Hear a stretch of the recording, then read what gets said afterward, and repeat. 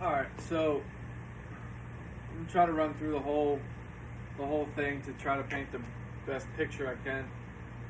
Um, so what to feel? That's the toughest question because everybody feels something different. But let's start with I guess the components of it. So there has to be three different parts. There's got to be a linear movement, all right, from mound to catcher. There's got to be a vertical where you're squatting down, and then there's got to be some sort of rotation, and that's mainly where the hip anatomy comes into play. So we need to have a squat, so that's just right here. And then to step two, there's got to be a widening of the stance, but those have to happen at the same time. So it's not here and then here. It's widen and go down at the same time. And then you're going to find your rotational part of am I here with this shin completely vertical and pushing this knee out, which you're probably not that guy. We know you're more of a neutral guy like me. So you kind of have to play on each side of it. Does slightly in help you? Does slightly out help you? Does perfectly neutral fit you? That's the exploration part where you have to kind of find exactly what works for you. Sometimes it's easier if you're biased one way or the other. If I know I'm heavily external, I'm almost guaranteed to be sticking this knee back. If I know I'm internal, I know I'm kicking this knee in. And then you kind of develop the feel from knowing that stuff. But being in the middle, you kind of have to almost find your own feel. Me personally, I don't really think much of any rotation. When I go to throw, I want to feel my drop as I'm going forward. So I can go forward like this, and I don't drop much. But then I can also go here and then there, which is hard to do. You have to be very strong in this leg. So me, what I try to feel is I try to feel like I'm falling to right about here. Let's say right about there so you can see my hand. So I'm trying to go that way and squat at the same time. So as soon as I feel that drop, as soon as I get to here, I know to rotate out of it. All right. I don't really key off of tension in my back hip. Tension can kind of be, it's probably misinterpreted more than it is interpreted correctly, because tension is, I would say I kind of feel tension here like this. All right. But again, I know that that's not my best spot. And a lot of people interpret tension as pressure. So like a lot of people that they think they have to coil like this to get tension, but really you're just compressing the joint, and it's pressure, not tension. I guess the best way to feel tension is to get into a wide squat like this, and then kind of rotate your pelvis around to feel some tension. I do feel tension right here like this. All right. And to try to paint the picture of tension, I feel pressure through right here in my leg, not in my hip joint. If you feel tension, or more likely pressure in your hip joint, it's probably not the tension you actually need. So if you go from this angle, again, you need a squat. You need a squat. Okay, so the knees need to bend. The knees can go forward a little bit, but you ultimately want your butt to go back. Okay, that's your hinge. And then you also need to go out and widen. So here, and me doing it, I look like this. All right. So again, I don't necessarily try to force my knee out. I just try to drop as I'm going forward, and then I can rotate out of it. The whole goal of the hinge and the tension in the back leg is so that you can actively, once I get to where I need to get to, and I'm about to land with my front foot, that I can actively turn this back leg. Okay, and that forces my hip open. Like that. Alright? So if I'm just about to land and I get there, okay, that's what I need to be able to accomplish. So the whole setup and the goal of the hinge and the tension is simply to just be able to rotate your hips out of this linear movement. If I have to coil a little bit to be able to then get out of it, that's what I have to do. Most external guys don't coil much because there's already tension in the hips as you just do this. So all they have to do is here and then there, and then that's their range of motion has you've gone through their range of motion, so they don't need much more. And then guys in here, they're going to turn more here like that just because they have the range of motion for it. So to answer your question of what to feel, based off of us being similar, I think you need to find that feel by doing something like this.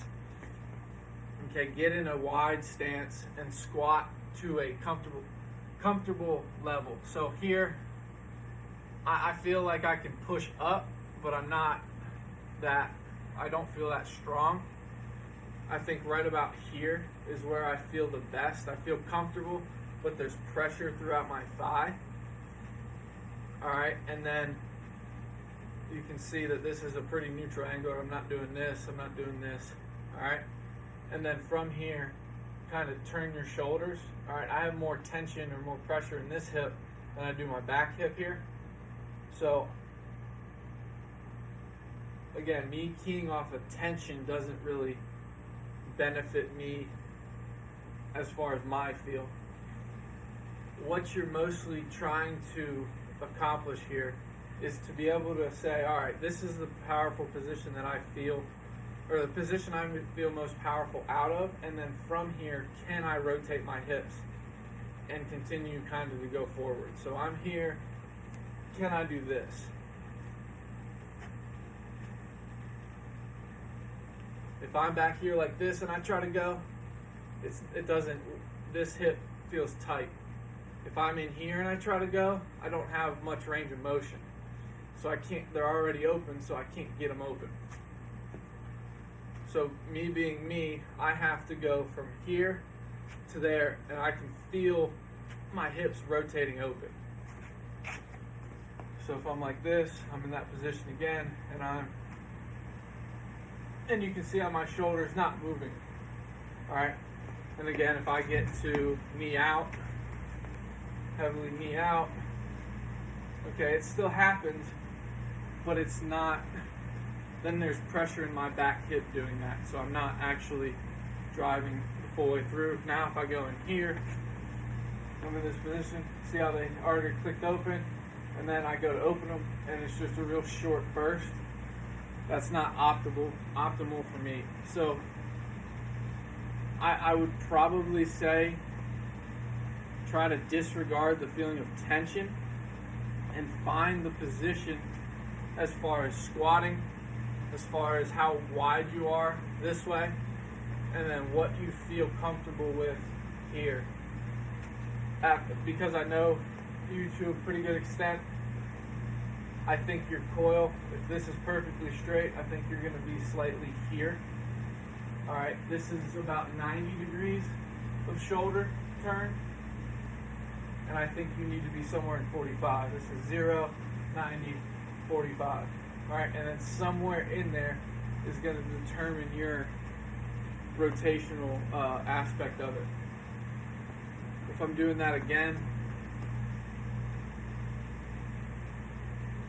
as soon as I get to here, alright, I'm roughly at 45, to go further, you can see this knee move, so that's probably my optimal point, right here, and then just a little bit further. Alright, now I would say I feel the most tension in this leg and hip. I feel my glutes kind of, they're pressure, but there's no pinching in my hip. This is flexed, this is contracted, I can feel that, and then I can feel my butt as well, but again, there's no pressure in this hip, and that's the goal, because from here, I can go like this, arm flips up, and then I can finish and throw.